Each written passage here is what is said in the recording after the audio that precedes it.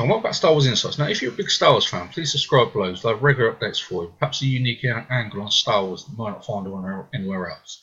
And today I want to discuss how much money Disney might be losing because of the Star Wars fans' boycott towards Kathleen Kennedy. Now, if you're not familiar, Kathleen Kennedy is the president of LucasFilm, and many fans have blamed her for the way Star Wars is being portrayed in the cinemas, where many fans believe that female characters are being used to override and to control the stories in Star Wars, and it's almost like a feminist propaganda machine where the writers have been told by Kathleen Kennedy to write strong female characters who make the decisions, who lead the stories, and it's led to Rey, who's the female lead character, being a Mary Sue, where many of her powers come to her almost automatically and she's able to do almost anything she wants to, which means that the stories are very unrealistic. She's kind of like a superhuman person without the superhuman skills. And in The Force Awakens, she's able to fly the Millennium Falcon without any training. She's able to fix the Millennium Falcon. She's able to use Jedi mind tricks without any form of training into how to use them. In The Last Jedi, she becomes like a master lightsaber user without having any lightsaber training. So it makes many fans believe that it makes the stories quite boring because the characters are unrealistic. There will be a certain level of fantasy because it is a science fiction fantasy movie. To have characters who can do anything they want to makes the stories very predictable and very boring. And many fans are blaming Kathleen Kennedy for using Star Wars as a sort of propaganda machine. Instead of writing great stories like the original trilogy, she's using it to insert social justice warrior politics and virtue signal about how women have been oppressed, perhaps even in the cinema, by not having many female characters in the history of Star Wars. And it's her way of showing that women can be great female characters, but it's out of balance. So the women are all the strong characters making all the good decisions, and the men are bad, and the men are all the males like toxic masculinity. So many fans are suggesting online they're boycotting Star Wars. They're not going to watch any Star Wars movies at the box office until Kathleen Kennedy leaves.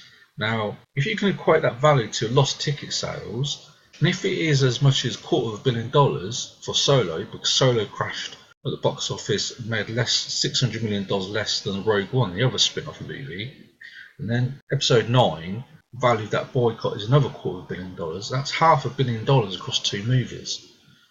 Fans aren't going out and watching the movies because they're boycotting and they're protesting towards Kathleen Kennedy. So if there's another two movies after Episode 9, and again fans boycott those movies, that's $1 billion that Disney shareholders could lose in terms of revenue for Disney.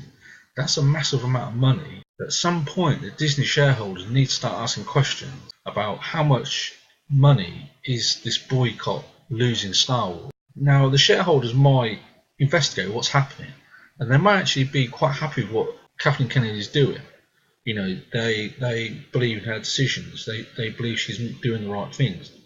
But if the fans are still boycotting movies and not buying the cinema tickets, and they're losing $250 million for every movie that comes out, they still might decide to sack Kathleen Kennedy because they don't want to lose $1 billion over 4 movies. And I'm surprised the Disney shareholders haven't started to ask these questions already and started to analyse and determine how much money is being lost at the box office because of Kathleen Kennedy.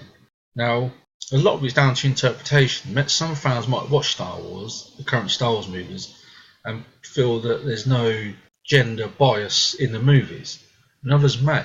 But it's the reality of what's happening with the boycott.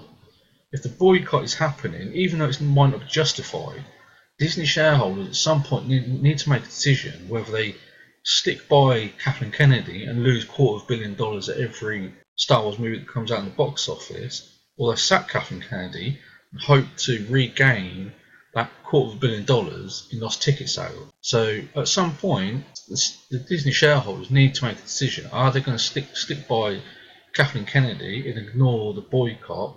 If you go on Facebook, if you go on Twitter, if you go through the YouTube comments, many fans are saying they're not going to watch Star Wars until Kathleen Kennedy is sacked. Disney shareholders need to make a decision. How much is this protest is going to cost them in lost ticket sales?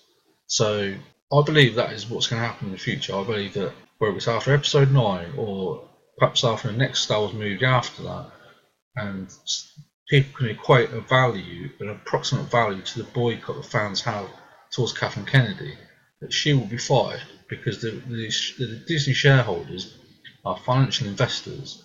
They will not stand by somebody who's losing them $250 million for every movie that's released. I just can't see that happening. So let me know what you think below. If you believe there is a huge boycott towards Kathleen Kennedy, and it is as much as $250 million, do you believe that the Disney shareholders should step in, or do you believe that the Disney shareholders should stand by Kathleen Kennedy and put money to one side and focus on having the right person, regardless of what the fans think? If the fans dislike Kathleen Kennedy and the shareholders want to stand by Kathleen Kennedy and keep her in the role, again, that's your opinion, and leave your comments in the below. But let me know what you think. I really believe that there is a value to the boycott of Kathleen Kennedy, and it needs to be looked into and investigated by the Disney shareholders.